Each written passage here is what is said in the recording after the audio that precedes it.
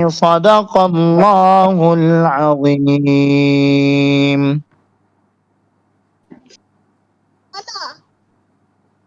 جزاکم اللہ خیرن احسن الجزا. قاری عبد الرحمان صاحب بہت شکریہ، آپ نے انتہائی خوبصورت تلاوت فرمائی. ماشاء اللہ ماشاء اللہ. اللہم زد فزد وبارک فی.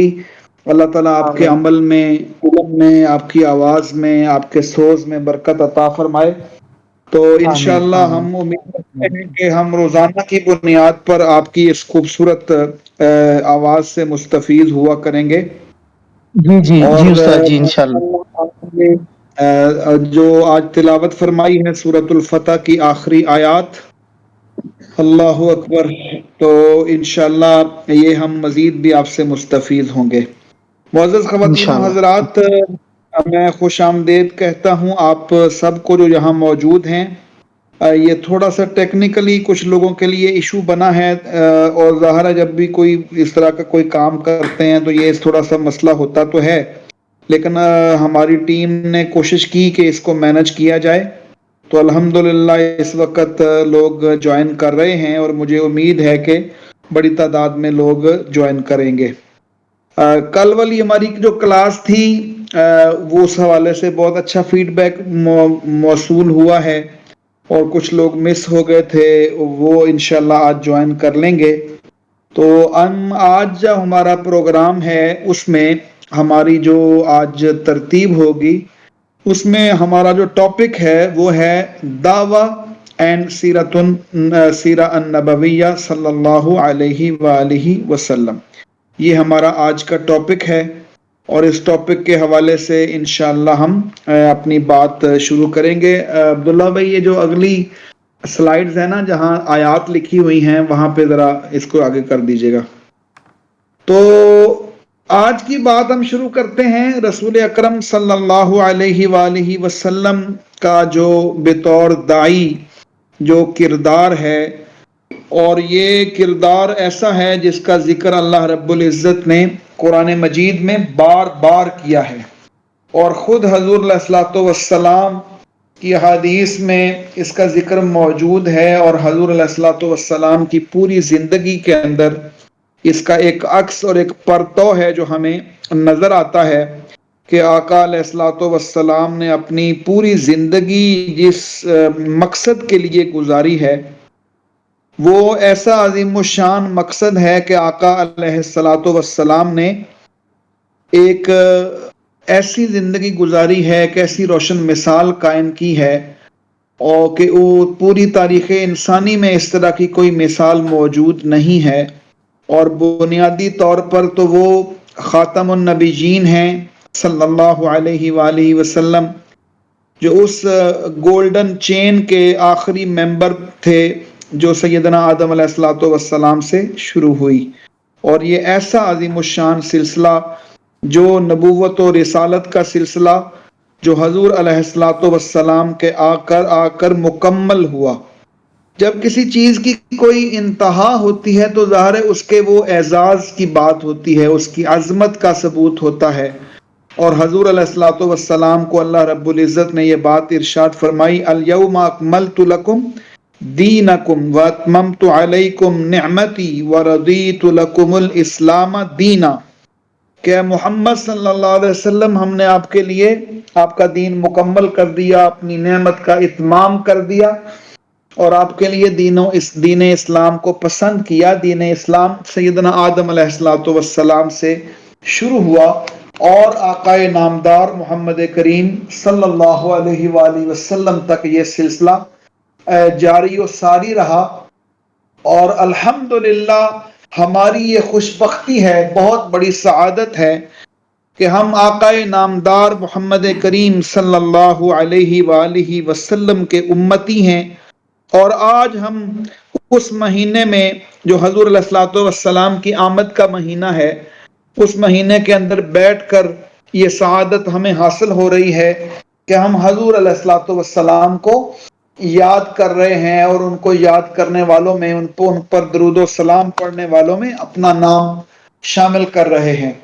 تو حضور علیہ الصلوۃ والسلام کی جو زندگی بطور دائی ہے، اگر اسپیسیفکلی اس انداز میں اس کو دیکھا جائے تو اس حوالے سے اگر قرآن پاک کا مطالعہ کریں تو ہمیں یہ سورہ النحل کی آیت نمبر 125 جو یہاں اسکرین پر بھی آپ کے سامنے موجود ہے، اعوذ باللہ من الشیطان الرجیم بسم اللہ الرحمن الرحیم ادع الى سبیل ربک بالحکمت والموعظۃ الحسنہ وجادلهم باللتی ہی احسن ان ربک هو اعلم بمن ضل عن سبیلہ وهو اعلم بالمہتدین۔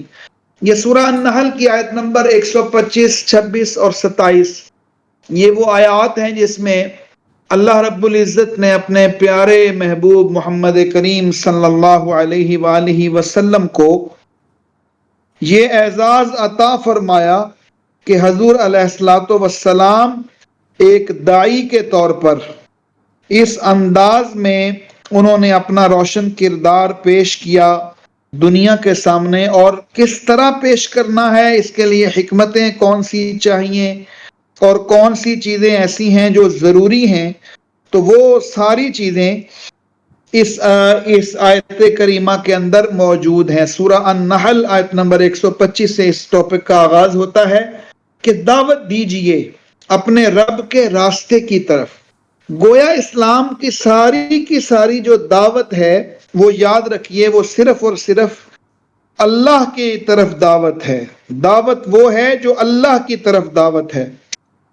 اسلام کی ساری دعوت کا نقطہ جو نقطہ وحید کہہ لیں آپ، یا بنیادی نقطہ کہہ لیں، مرکزی نقطہ کہہ لیں، کہ دعوت کس کی طرف ہے؟ اللہ رب العزت کی طرف دعوت ہے، اور یہ دعوت کسی انسان کی طرف نہیں ہے، کسی ملک کی طرف نہیں ہے، کسی زمین کے ٹکڑے کی طرف نہیں ہے، اور یہ جو دعوت ہے یہ اللہ رب العزت کی طرف دعوت ہے۔ جیسے کہ اس سے نیچے جو سورہ فصلت کی آیت نمبر 33 لکھی ہوئی ہے، یہ سورہ فصلت کی آیت نمبر 33 یعنی سورہ حامیم سجدہ کی آیت نمبر 33 ہے یہ۔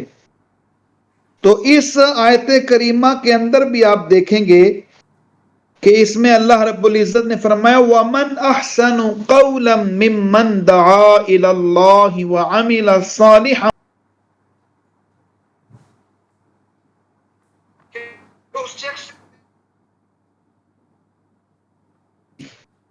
وَعَمِلَ صَالِحًا اور نیک عمل کیا، وَقَالَ اور کہا إِنَّنِي مِنَ الْمُسْلِمِينَ میں فرما برداروں میں سے ہوں۔ گویا یہ بات ذہن نشین کرنے کی ضرورت ہوگی کہ اسلام کی دعوت وہ حقیقی دعوت ہے جو اللہ کی طرف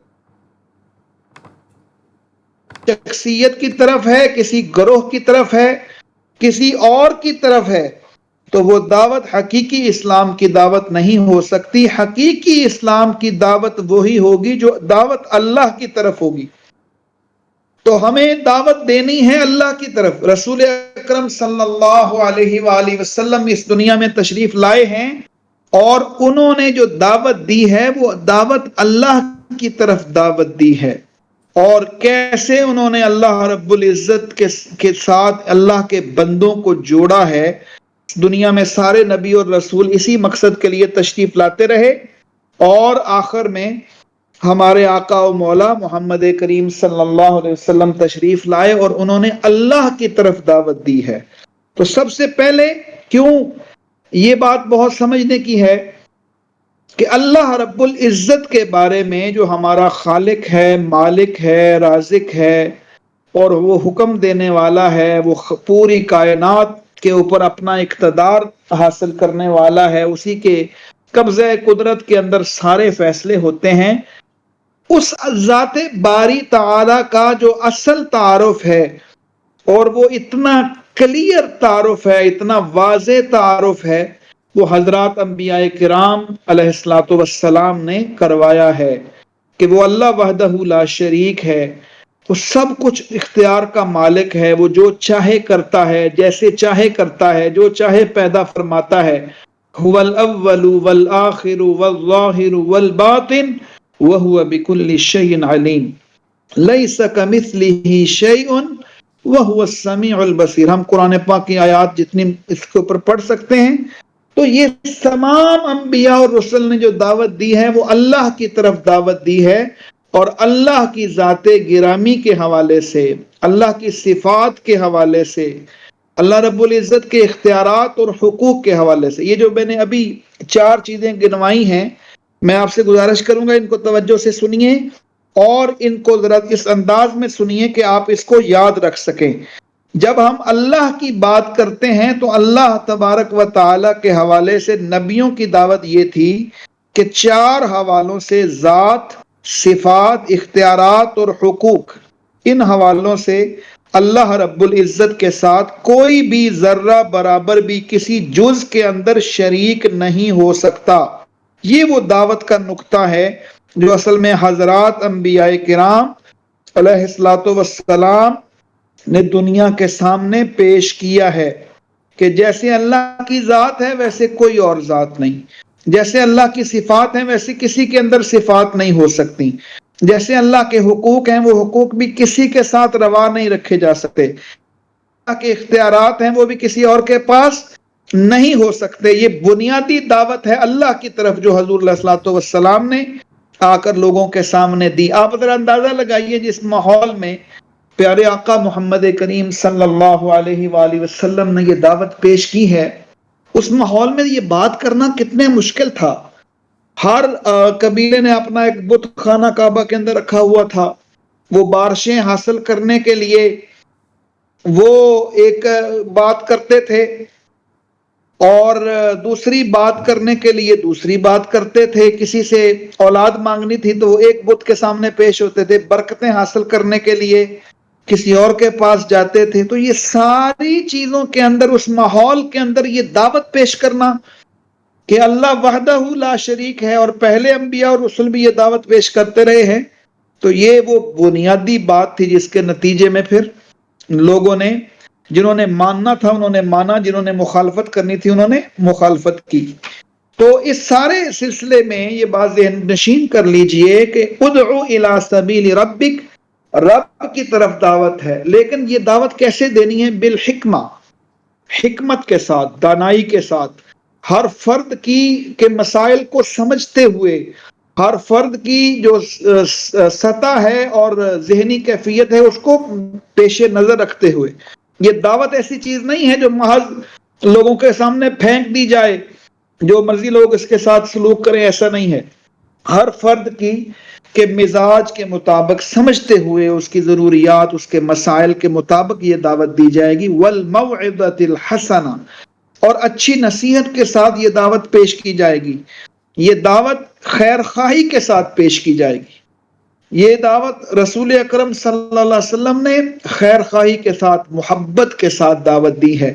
حضور کیسے دعوت دیتے تھے اور کس انداز میں دیتے تھے، اس ضمن میں ایک واقعہ آتا ہے سیرت کی کتابوں میں کہ ابھی ابتدائی دور تھا، حضور علیہ الصلوۃ والسلام نے اپنی دعوت کا آغاز کیا تھا، تو ایک عرب کا قبیلہ تھا، قبیلہ دوس اس کا نام تھا، اس کا سردار طفیل بن عمر دوسی کہتے تھے اسے، شاعر تھا، زبان کو سمجھتا تھا، ادیب تھا۔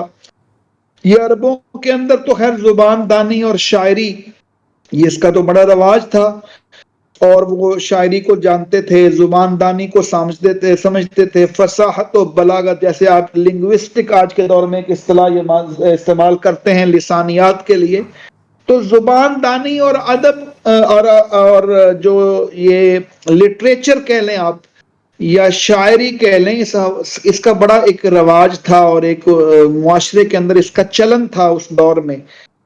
اور وہاں پہ وہ جو طفیل بن عمر دوسی پہلی دفعہ جب حضور کے دعوی نبوت کے بعد آیا تھا خانہ کعبہ میں، مکہ میں، تو اسے سب لوگوں نے کہا کہ یہاں تم آئے ہو، اور طفیل تم ایک قبیلے کے سردار ہو، بڑے معروف آدمی ہو عرب کے، یہاں محمد صلی اللہ علیہ وسلم سے بچنا، ان کی بات نہ سننا، ان سے دور رہنا۔ سب لوگوں نے کہا، بار بار کہا، تو خیر وہ بار بار کہنے کی وجہ سے اسے بھی یقین آنے لگا کہ ہمیں بات نہیں سننی چاہیے، بات نہیں کرنی چاہیے، تو اس نے کانوں میں روئی وغیرہ رکھ لی اور وہ خانہ کعبہ میں آیا۔ تو خانہ کعبہ کے طواف کے دوران اس نے دیکھا کہ محمد صلی اللہ علیہ وسلم مقام ابراہیم کے پاس نماز پڑھ رہے ہیں اور نماز میں تلاوت فرما رہے ہیں۔ معزز خواتین و حضرات، یہ جو نماز میں تلاوت پڑھنا ہے، کرنا ہے، اور حضور علیہ الصلوۃ والسلام کی تلاوت کرنا اور نماز کی حالت میں اور خانہ کعبہ میں، یہ کوئی غیر معمولی سی بات ہے۔ اور اس نے تو اپنی کانوں میں وہ روئی رکھی ہوئی تھی طفیل بن عمر دوسی نے، لیکن اس نے جب طواف کرتے ہوئے گزرا ہے رسول اکرم صلی اللہ علیہ وسلم کے پاس سے، اور اس کے کانوں میں حضور علیہ الصلوۃ والسلام کی زبان مبارک سے تلاوت کی آواز گئی ہے، تو بے اختیار اس نے روئی باہر نکالی اور اپنے آپ سے کہا، طفیل لوگوں کی باتوں میں آ گئے ہو، تم خود زبانوں کو سمجھتے ہو، الفاظ کو سمجھتے ہو اور شاعری کا اندازہ کر سکتے ہو، تو تم نے کیسے لوگوں کی باتوں میں آ کر یہ بات تم نے سمجھ لی کہ حضرت محمد صلی اللہ علیہ وسلم کی بات نہیں سننی؟ خیر، اس نے روئی نکالی اور طواف مکمل کیا، اس کو وہ کلام بہت بھلا لگا اور وہ آ کر حضور علیہ الصلوۃ والسلام کے پاس بیٹھا۔ حضور نے اس کا محبت کے ساتھ استقبال کیا۔ دائی کا کام محبت کرنا ہوتا ہے، محبت فاتح عالم۔ دائی کا کام کیا ہے؟ جو پریچر ہے، دعوت دینے والا ہے، وہ محبت کرتا ہے لوگوں سے، تو اس دعوت کے اندر اثر پیدا ہوتا ہے۔ حضرات صحابہ کرام رضوان اللہ علیہ مجمعین فرمایا کرتے تھے کہ ہمیں ایسے محسوس ہوتا تھا سب سے زیادہ حضور علیہ الصلوۃ والسلام ہم سے ہی محبت فرماتے ہیں، اور حضور نے محبت کے ساتھ طفیل کا استقبال کیا، اس کا ہاتھ اپنے ہاتھ میں لے لیا۔ یہ چھوٹے چھوٹے انداز ہوتے ہیں محبت کے انسانوں کے ساتھ، اور اس سے کتنے ایک میسج کنوے ہوتا ہے۔ آپ سب خواتین و حضرات جانتے ہیں، آپس میں خاندانوں میں جو رشتے ناتے ہوتے ہیں اور اسی طرح کے دیگر جو ہمارے تعلقات ہوتے ہیں، ان میں ان چیزوں کی کتنی اہمیت ہوتی ہے۔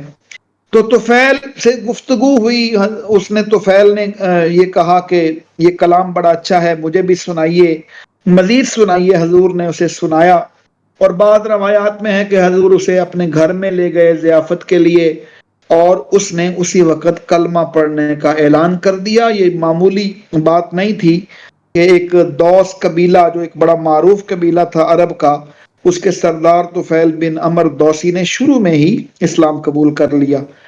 ایک دو دن بعد اس کی اہلیہ بھی مسلمان ہوئی، اور چند دن بعد اس کے قبیلے کے 80 افراد مسلمان ہو گئے۔ تو حضور علیہ الصلوۃ والسلام کی دعوت کے حوالے سے یہ واقعہ بڑا اہم ہے جو کتابوں کے اندر ملتا ہے۔ حضور علیہ الصلوۃ والسلام ہر وقت دعوت کے لیے تیار رہتے تھے، کوشش ہوتی تھی دعوت پہنچے، گھروں میں جاتے تھے، انوائٹ کرتے تھے، ملاقاتیں کرتے تھے۔ اور آپ جانتے ہیں سیرت کی کتابوں میں آپ نے پڑھا ہے کہ حضور علیہ الصلوۃ والسلام نے بالکل آغاز میں جو اپنے گھر والے تھے، عزیز رشتہ دار تھے، ان کو کھانے پر دعوت دی اور وہاں اسلام کی دعوت کو پیش کیا۔ سب سے پہلے صفا کی پہاڑی پر دعوت دی تھی۔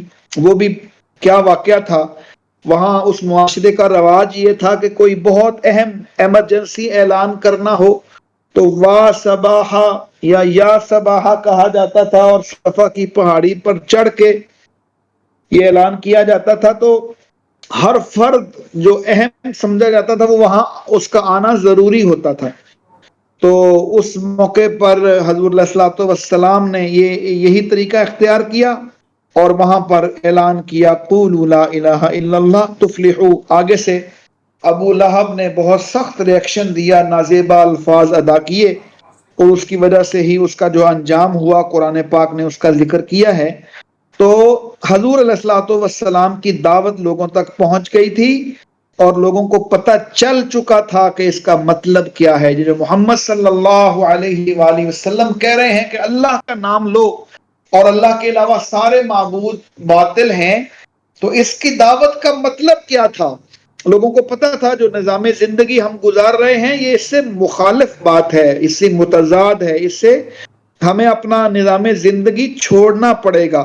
معزز خواتین و حضرات، یہ اللہ کی دعوت اور اللہ کی ذات بابرکات کی دعوت، اور اس دعوت کے نتیجے میں نظام زندگی کس سے بدلتا ہے، کس طرح تبدیل ہوتا ہے، یہ ان کو پہلے لفظ سے اندازہ ہو گیا تھا کہ اس کے نتیجے میں ہوگا کیا۔ اگر آپ کی توجہ ہے تو میں اس ضمن میں ایک اور واقعہ آپ کی خدمت میں پیش کرنا چاہتا ہوں، کیونکہ یہ جو موضوع ہے یہ بہت ہی دلچسپ موضوع ہے، رسول اکرم صلی اللہ علیہ وسلم کا داعیانہ کردار۔ ابھی آپ نے ایک آیت پڑھی ہے سورہ فصلت کی، آیت نمبر 33، وَمَنْ أَحْسَنُ قَوْلًا مِّمَّنْ دَعَا إِلَى اللَّهِ، یہ سکرین پر بھی شور ہو رہی تھی۔ سورہ فصلت کے دو نام ہیں، ایک حامیم سجدہ ہے، اس کا نام فصلت ہے۔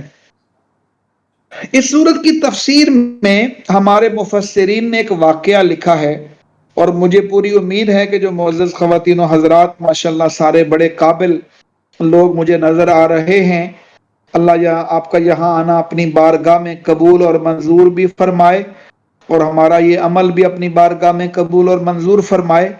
تو ابتدائی دور ہی تھا، تو حضور علیہ الصلوۃ والسلام خانہ کعبہ کے اندر موجود تھے، اور دوسری طرف خانہ کعبہ میں بڑے بڑے سردار موجود تھے، اور ان سرداروں میں سے ایک بڑا سردار جو رتبے میں، عمر میں اور رشتے میں حضور سے بڑا تھا، اتبا نام تھا اس کا، اس نے یہ اپنے سرداروں سے اجازت لی کہ میں ذرا محمد صلی اللہ علیہ وآلہ وسلم سے کچھ بات کرنا چاہتا ہوں، اور آپ مجھے اجازت دیں کہ میں ان سے بات کر سکوں۔ وہ اجازت لے کر حضور سے بات کرنے آیا، اور اس نے اپنے بڑے ہونے کا ایک اظہار کیا، حضور احترام سے پیش آئے، اس کی بات سنی، اس نے کہا کہ آپ نے جو کام شروع کیا اس کے نتیجے میں ہمارے معاشرے میں اور ہمارے قبیلے میں اور ہمارے شہر میں مکہ میں حالات ذرا خراب ہو گئے ہیں، اور اس کے نتیجے میں لوگ ایک دوسرے سے الگ ہو رہے ہیں، خاندان تقسیم ہو رہے ہیں، تو اگر آپ نے کوئی اقتدار لینا ہے تو اقتدار لے لیں، ہم فیصلے آپ کے حکم کے مطابق کریں گے، اگر پیسہ چاہیے تو پیسہ لے لیں،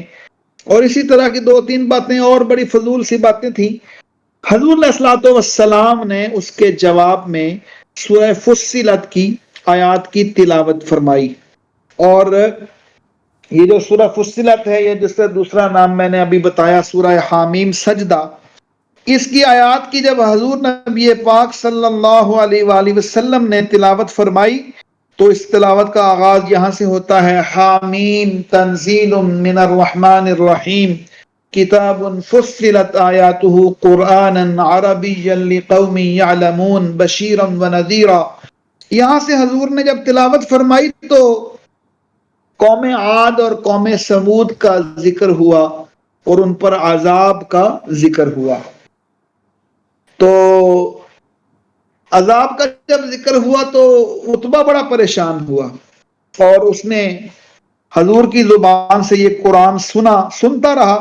حضور سجدے میں بھی گئے، سجدے، اس کا سورت کا نام حامیم سجدہ ہے، اور تلاوت فرمانے کے بعد حضور نے اس سے کہا کہ جو آپ نے کہنا تھا کہہ دیا، جو میرا جواب ہے وہ میں نے قرآن کی صورت میں آپ کو دیا ہے، اب فیصلہ آپ نے کرنا ہے۔ وہاں سے وہ اٹھ گیا، اور اس نے بات کوئی نہیں کی، اور آ کر اپنے سرداروں سے کہنے لگا کہ میرا مشورہ یہ ہے کہ محمد صلی اللہ علیہ وآلہ وسلم کو ان کے حال پر چھوڑ دیں، اور انہیں کچھ نہ کہیں، یہ آپ کے قریبی عزیز ہیں، اگر یہ کامیاب ہو گئے تو وہ کامیابی آپ کی ہوگی، اگر یہ ناکام ہو گئے تو آپ ان کو اپنا مخالف سمجھتے ہیں، یہ خود ہی ناکام ہو جائیں گے، آپ کچھ نہ کریں۔ اور ساتھ ہی اس نے کہا کہ میں نے جو کلام سنا ہے محمد صلی اللہ علیہ وسلم کی زبان سے، مجھے یہ یقین ہے کہ یہ کلام جہاں جہاں پہنچے گا دلوں کو تبدیل کر کے رکھ دے گا۔ معزز خواتین و حضرات، یہ جو حضور علیہ الصلوۃ والسلام نے اس کے سامنے قرآن پاک کی آیات کی تلاوت فرمائی تھی، اور اس نے جا کر اپنے سرداروں سے جو بات کہی تھی، اگر آپ اس پر غور فرمائیں تو اس کے اندر بڑی چیزیں ہیں۔ قرآن آج بھی جہاں جہاں جا رہا ہے، جہاں لوگ اس کو پڑھتے ہیں، اس کا مطالعہ کرتے ہیں، آپ جانتے ہیں کہ اس کے نتیجے میں لوگ تبدیل ہوتے ہیں، قرآن اثر رکھتا ہے، اور حضور علیہ الصلوۃ والسلام نے تو قرآن ہی کی تلاوت فرمائی، وَأَنْ أَتْلُوَ الْقُرْآنَ۔ تو اس کے آگے ذرا ہم پڑھتے ہیں تو سورہ احزاب میں اللہ رب العزت نے حضور علیہ الصلوۃ والسلام کے اس مقام کی بالکل واضح طور پر وضاحت فرما دی کہ یا ایھا النبی، سورہ الاحزاب کی آیت نمبر 45 اور 46 ہے، 45 اور 46۔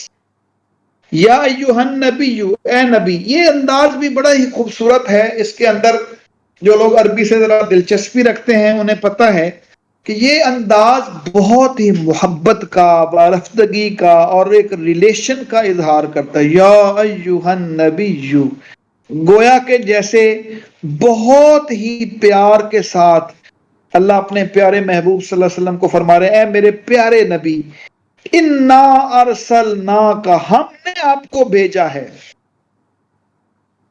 آپ ذرا اندازہ لگائیں کہ یہ جو دو تین الفاظ ہیں، اس میں نبی بھی حضور کو فرمایا جا رہا ہے، رسول بھی فرمایا جا رہا ہے، اور فرمایا جا رہا ہے ہم نے بھیجا ہے.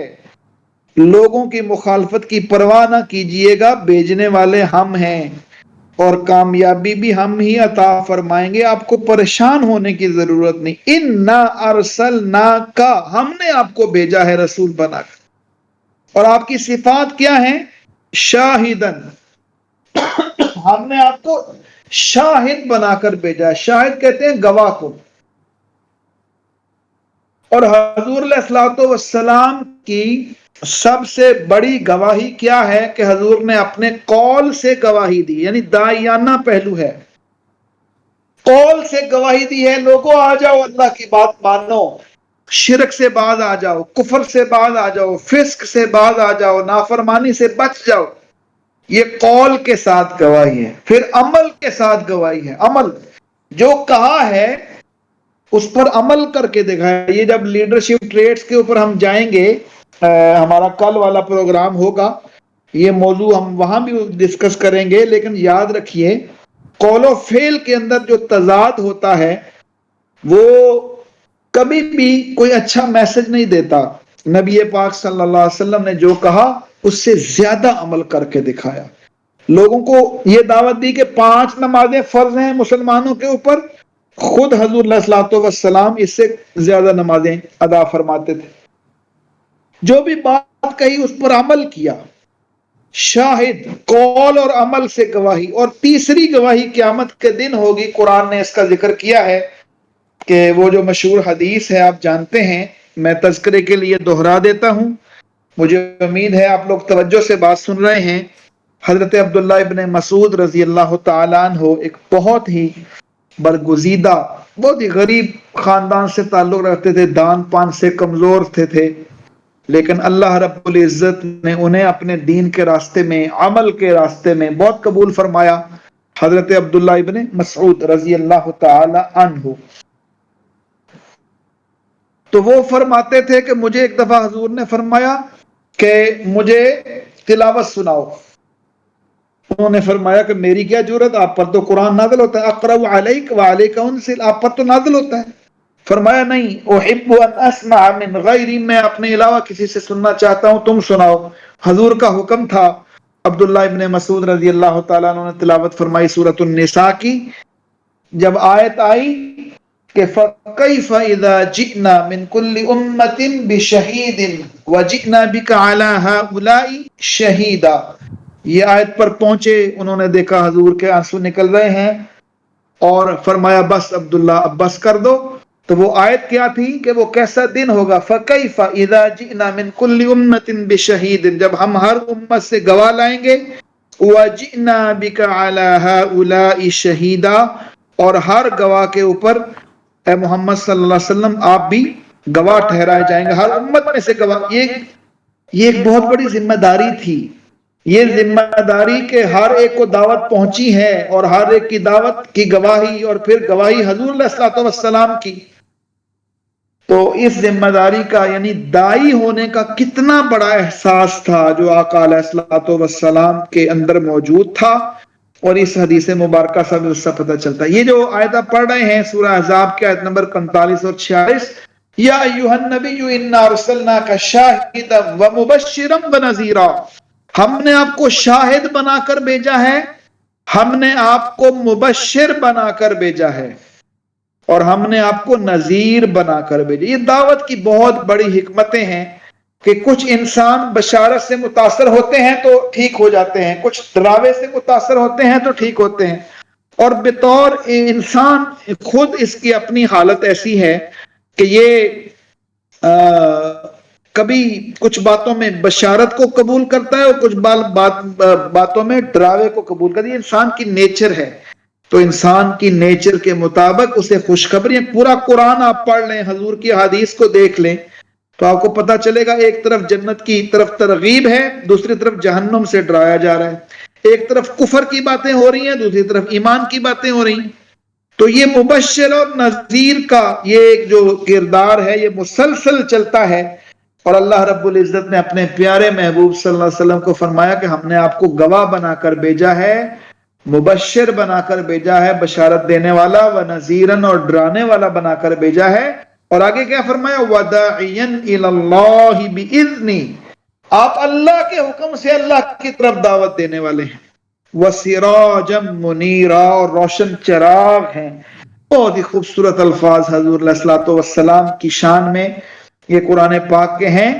تو ذرا غور کیجئے معزز خواتین و حضرات، ہم حضور کے امتی ہیں، اور امتی ہونے کا تقاضا یہ ہے کہ ہم بھی دائی بنیں، دعوت دینے والے بنیں.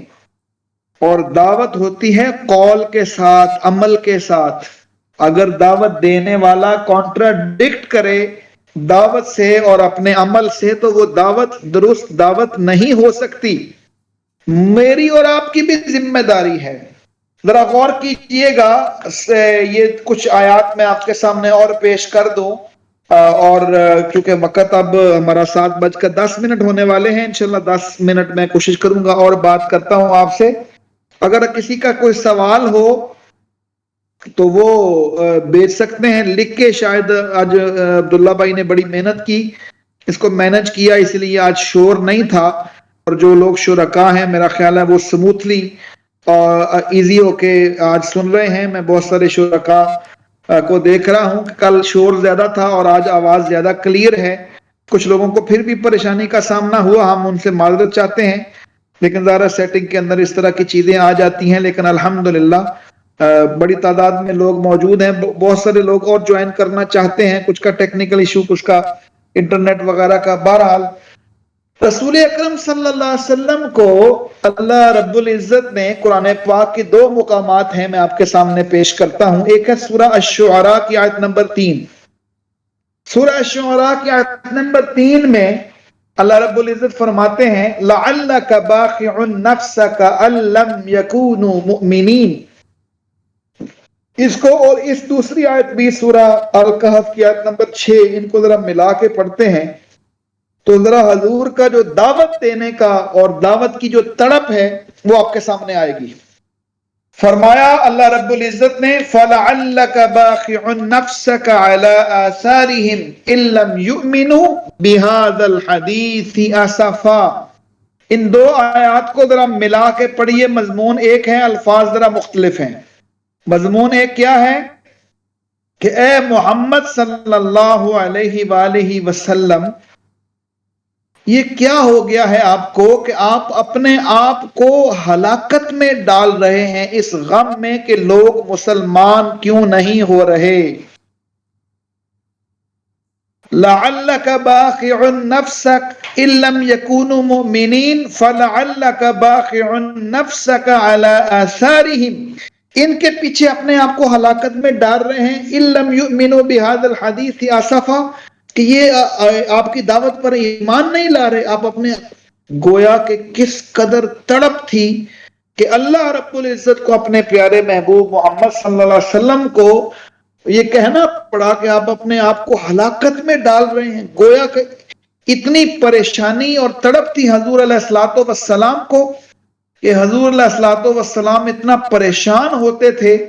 اپنے ارد گرد جو مناظر تھے اور جو کفر تھا، شرک تھی، معصیت اور ضلالت اور اس کے انجام کو دیکھ کر حضور علیہ الصلوۃ والسلام پریشان ہوتے تھے.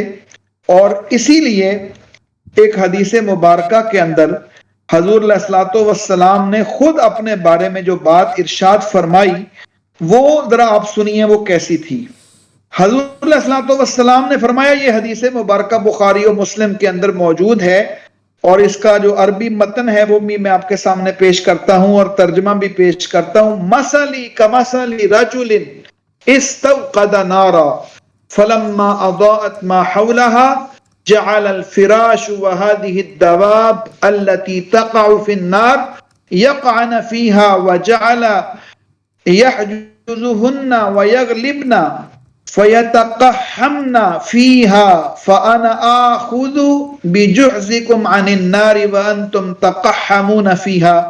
میری مثال اس شخص کی سی ہے جس نے آگ جلائی اور اس جب اس آس پاس کا ماحول اس آگ کی روشنی سے چمک اٹھا تو کیڑے پتنگے اس پر گرنے لگے، اور وہ شخص پوری قوت سے ان کیڑوں پتنگوں کو آگ سے روک رہا ہے، لیکن پتنگے ہیں کہ اس کی کوششوں کو ناکام بنا رہے ہیں اور آگ میں گر رہے ہیں۔ میں اسی طرح تمہیں کمر سے پکڑ پکڑ کر آگ سے روک رہا ہوں اور تم ہو کہ آگ میں گر رہے ہو۔ یہ ذرا یہ جو حدیث مبارکہ ہے اس کے ذرا ایک ایک لفظ پہ ذرا غور فرمائیے۔ اس سے بہتر کسی شخصیت کا دعوت دینے کی طلب اور کیسے بیان ہو سکتی ہے کہ خود حضور علیہ الصلوۃ والسلام اپنے بارے میں یہ بات ارشاد فرما رہے ہیں کہ مثلی کمثل رجل، میری مثال اس شخص کی ہے جس نے ایک دیا جلایا ہے اور اس کے روشنی کی وجہ سے کیڑے اس کی طرف آتے ہیں اور میں اس کو روکتا ہوں، لیکن وہ میرے روکنے سے بھی باز نہیں آتے، اور میں تمہیں کمر سے پکڑ پکڑ کر فَأَنَا آخُذُ بِجُحْزِكُمْ عَنِ النَّارِ وَأَنْتُمْ تَقَحَّمُونَ فِيهَا، کہ میں تمہیں پکڑ رہا ہوں، پوری کوشش سے تمہیں روک رہا ہوں کہ آگ میں نہ جاؤ، لیکن تم ہو کہ آگ سے باز نہیں آتے ہو۔ معزز خواتین و حضرات، آج ارد گرد جو سارا ماحول ہے ہم اس کو اچھی طرح دیکھ سکتے ہیں کہ حضور علیہ الصلوۃ والسلام کو اللہ رب العزت نے اسی طلب کے ساتھ فرمایا تھا، یا ایھا المدثر قم فانذر وربک فکبر وثیابک فطہر والرجز فہجر ولا تمنن تستکثر۔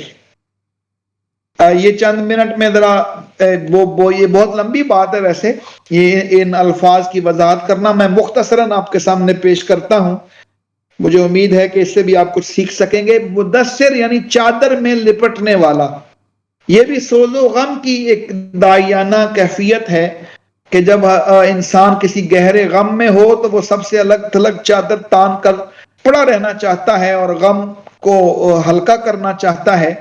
حضور علیہ الصلوۃ والسلام کو فرمایا گیا کہ آپ یا ایھا المدثر، اے چادر لپیٹ کر اوڑھنے والے، چادر لپٹنے والے، اٹھو اور اپنی قوم کو ڈراؤ۔ قم فانذر، اپنی قوم کو ڈراؤ، اور ڈرانے میں دعوت کیا دینی؟ اپنے رب کی طرف۔ وَرَبَّكَ فَكَبِّرْ، اپنے رب کی کبریائی کا اعلان کیجئے۔ وَثِيَابَكَ فَطَهِّرْ، اپنی شخصیت کو، یہاں ثیاب کا لفظ صرف لباس کے معنوں میں نہیں ہے بلکہ پرسنالٹی کے معنوں میں ہے، اور عربی زبان میں طاہر الثوب اس شخص کو کہا جاتا ہے جس کا نفس اخلاق رذیلہ سے یعنی برے اخلاق سے پاک ہو اور اخلاق فاضلہ سے آراستہ ہو، یعنی اچھے اخلاق کا حامل ہو، سچائی اور خلوص اور وفا کا پیکر ہو، اور والرجز فہجر، گندگی شرک معصیت سے دور رہو۔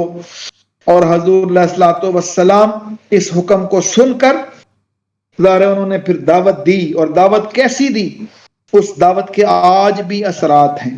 چند سال میں پورے عرب نے اس کے اثرات کو قبول کیا، اور پھر پوری دنیا اس دعوت کے اثرات کو آج بھی قبول کر رہی ہے کہ حضور نبی پاک صلی اللہ علیہ وسلم کی دعوت کے نتیجے میں لوگ شرک، معصیت، گمراہی اور اس طرح کے جتنے گمراہی کے مختلف درجے اور مختلف صورتیں ہوتی ہیں اس سے وہ لوگ دور جاتے ہیں۔ اس کے بعد ذرا ہم غور کریں معزز خواتین و حضرات، آخر میں آپ سے یہ گزارش کرنا چاہتا ہوں کہ ذرا ہم اپنے گرد و نواح میں یہ ذرا ماحول بنائیں کہ ہم اپنا داعیانہ کردار لوگوں کے سامنے پیش کریں، لوگوں کو قرآن کی دعوت دیں، لوگوں کو حضور علیہ الصلوۃ والسلام کی احادیث کی طرف دعوت دیں، حضور کی سیرت سکھائیں۔ اور اس سارے عمل کے اندر انسان محتاج ہیں کہ انہیں یہ دعوت دی جائے، ہماری ذمہ داری ہے کہ ہم یہ دعوت کا کام کریں جو حضور علیہ الصلوۃ والسلام نے کیا، کیونکہ حضور کے بعد نبی نہیں ہے، کسی نبی اور رسول نے نہیں آنا ہے، سب نبوت کے دعویٰ کرنے والے جھوٹے ہیں۔ حضور علیہ الصلوۃ والسلام نے فرمایا سیکون من امتی ثلاثون کذابون کلہم یزعم انہ نبی وانا خاتم النبیین لا نبی بعدی۔ ترمذی شریف کی حدیث ہے، میرے بعد 30 جھوٹے لوگ آئیں گے اور سب نبوت کا دعویٰ کریں گے، لیکن یاد رکھو میں خاتم النبیون ہوں، میرے بعد کوئی نبی نہیں ہے۔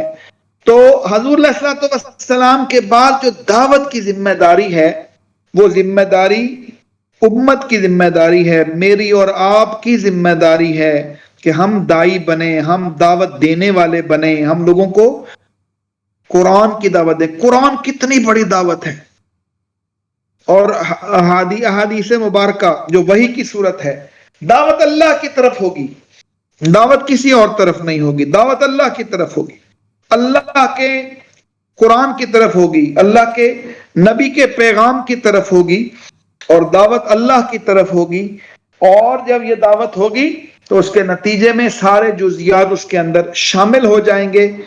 اسی کے ساتھ اکتفا کرتے ہیں، ہمارا جو اگلا موضوع ہے وہ ذرا دیکھ لیجئے، کل ہم نے کس موضوع پر بات کرنی ہے۔ کل انشاءاللہ ہم جس موضوع پر بات کریں گے وہ موضوع ہے، انشاءاللہ کل ہمارا موضوع ہے لیڈرشپ ٹریٹس، یعنی حضور علیہ الصلوۃ والسلام نے کس طرح قیادت فرمائی، اور ایک قائد کے اندر، ایک لیڈر کے اندر کیا خصوصیات ہوتی ہیں، اور اسوہ حسنہ میں اس کے اندر کیا رہنمائی موجود ہے۔ دیکھیے ہر ایک کی ایک قائدانہ اور لیڈرشپ رول ہوتا ہے، کسی کا گھر میں ہے، کسی کا آفس میں ہے، کسی کا اپنے سوسائٹی میں ہے۔ تو یہ لیڈرشپ رول کے اندر اسوہ محمد صلی اللہ علیہ وسلم کیا ہے، اور اس لیڈرشپ کے اندر کیا کیا چیزیں ضروری ہوتی ہیں، کل انشاءاللہ ہمارا یہ ٹاپک ہوگا، اس پر کل بات کریں گے۔ اللہ رب العزت ہمیں عمل کرنے کی توفیق عطا فرمائے۔ میں آخر میں پھر آپ تمام خواتین و حضرات کا شکر گزار ہوں کہ آپ بڑی محبت سے تشریف لائے، آپ نے جوائن کیا، کچھ لوگ اپنی فیملی کے ساتھ بھی ہیں، بچوں کے ساتھ بھی ہیں، کل بھی اسی طرح ذرا دعوت دیجئے گا، لوگوں کو بلائیے گا ضرور۔ اور ابھی اگر ممکن ہو تو عبداللہ بھائی سے میں گزارش کرتا ہوں کہ کچھ لوگوں کے سوالات لے لیے جائیں، جو بھی صورت ہے۔ جزاکم اللہ خیرن احسن الجزاء۔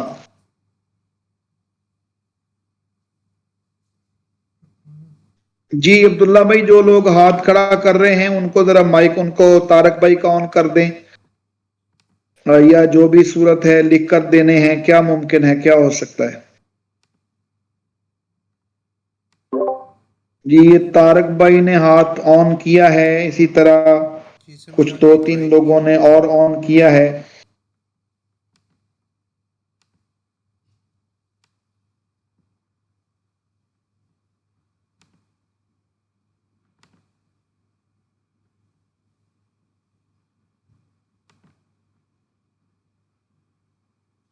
یہ جو طارق بھائی دیکھ لیں، آپ کے پاس آپشن ہے کوئی میسج کرنے کا، آپ کا سوال لکھا ہوا میرے سامنے آ جائے، کیونکہ مائک کا ایشو تھا کل بہت زیادہ، اس وجہ سے پھر ہم نے آج مائک آف کر دیے تاکہ کلاس ڈسٹرب نہ ہو۔ تو کوئی ایسی صورت ہو کہ آپ کا سوال یہاں میرے پاس آ جائے۔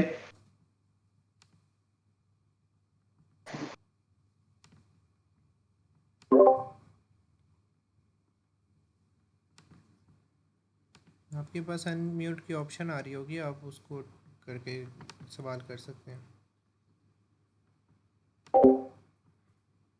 جی عبداللہ بھائی اگر آپ سن رہے ہیں تو دیکھ لیں ذرا، یہ لوگ سوال کرنا چاہتے ہیں، اس کا کیا طریقہ ہو سکتا ہے۔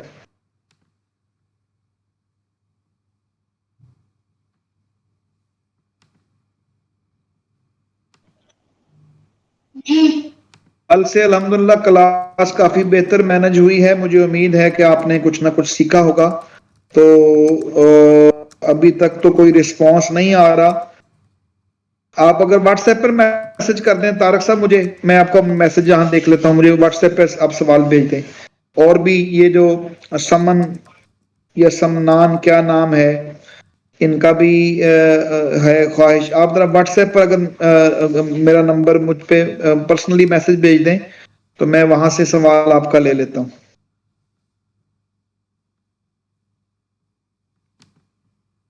اور بھی جو لوگ سوال کرنا چاہتے ہیں وہ کائنڈلی مجھے میسج کر دیں, میں سوال دیکھ لیتا ہوں ان کا. ویسے یہاں بھی جو نوٹس ریسورسز ہیں اس کے اندر بھی میسج آ جاتا ہے. اس پر بھی آپ یہ میسج کا آپشن اگر آپ سائڈ پہ دبائیں تو میسج کا آپشن ہے. جیسے میں ابھی ایک میسج کرتا ہوں آپ کو, یہ میں نے میسج کیا ہے اور شاید یہ میسج یہاں سے بھی آپ کر سکتے ہیں.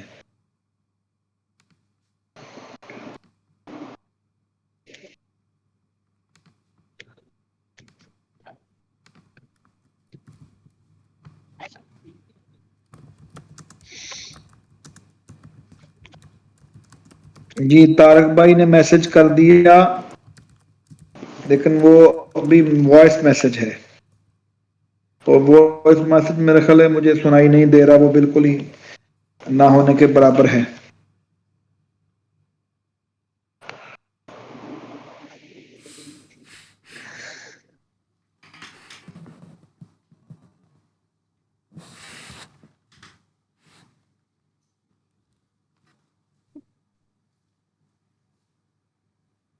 یہ نوشابہ کا میسج آیا ہے, نوشابہ صاحبہ کا میسج آیا ہے, میں اس کو دیکھ کر اس کو رسپانس کرتا ہوں. جی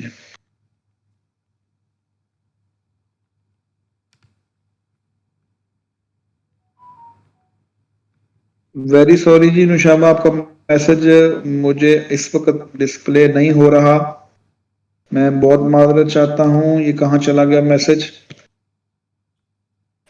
یہ میں ڈھونڈتا ہوں. جی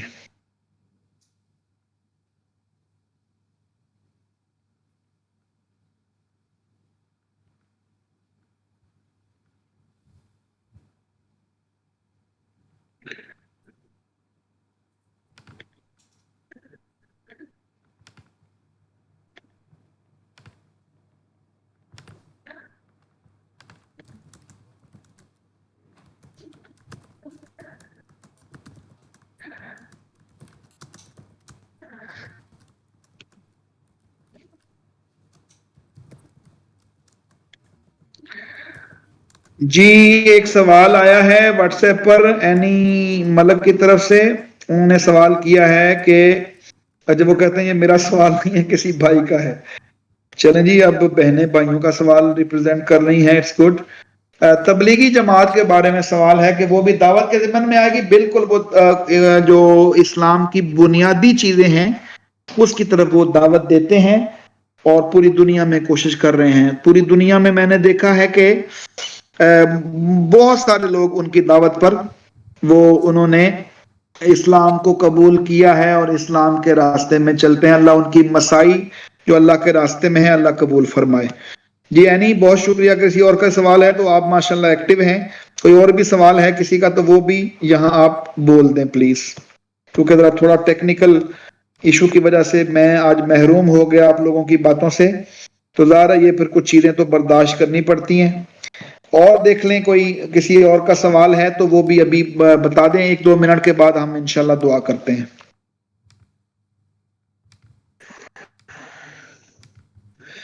اچھا جی, یہ مس نوشابہ کا سوال بھی آ گیا ماشاءاللہ. اینی تھینک یو سو مچ. کہ کس طرح ہم اپنے معاشرے میں اسلامی تعلیمات کو عام کر سکتے ہیں, اسلامی تعلیمات کو کس طرح عام کر سکتے ہیں معاشرے میں. بہت اچھا نوشابہ صاحبہ آپ کا سوال ہے.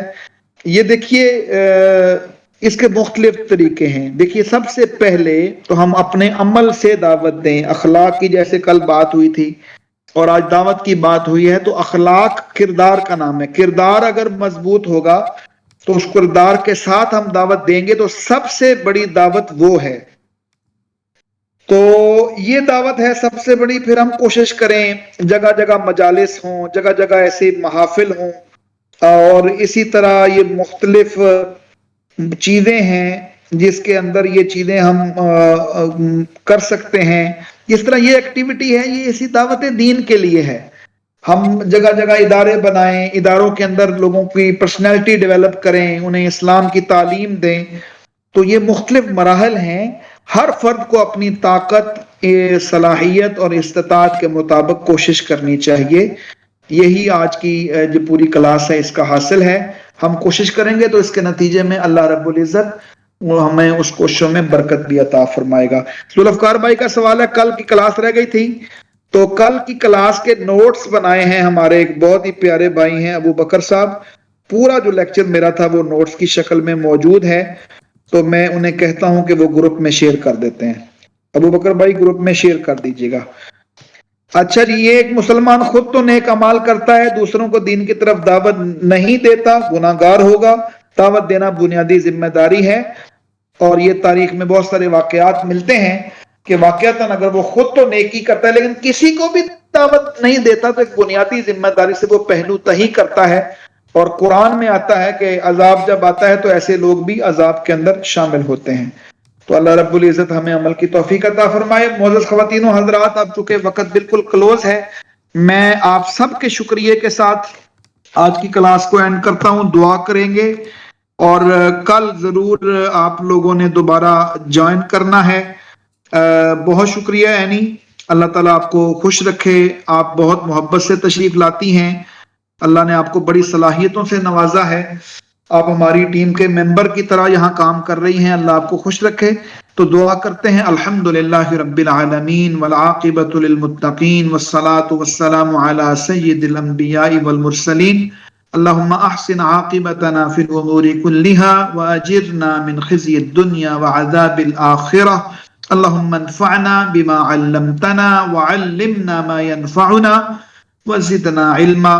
اے اللہ ہمیں حضور نبی پاک صلی اللہ علیہ وآلہ وسلم سے سچی محبت نصیب فرما. ہمیں اللہ اس بات کی توفیق عطا فرما کہ ہم حضور علیہ الصلوۃ والسلام سے سچی محبت کر سکیں اور اس سچی محبت کے اوپر عمل کر سکیں. تو اللہ رب العزت ہمیں اس بات کی توفیق عطا فرما دے کہ کس طرح ہم عمل کر سکیں اور اسلام کی دعوت کے لیے اپنے آپ کو نمونے کے طور پر پیش کر سکیں. تو یہ جو ہمارا پروگرام ہے اللہ اس کے اندر برکت عطا فرمائے. ہمارے عبداللہ بھائی بہت محنت کر رہے ہیں جو کوارڈینیٹر ہیں اس کلاس کے، آئی ڈی پی کے. اس کے علاوہ جتنے مرد و خواتین سب میرے لیے بڑے ہی قابل احترام ہیں. اللہ تعالیٰ آپ کا عمل قبول فرمائے. آپ محبت سے تشریف لاتے ہیں.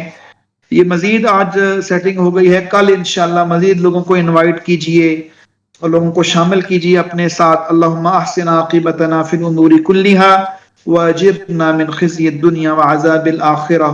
ربی اعوذ بک من ہمزات الشیاطین واعوذ بک ربی ان یحضرون.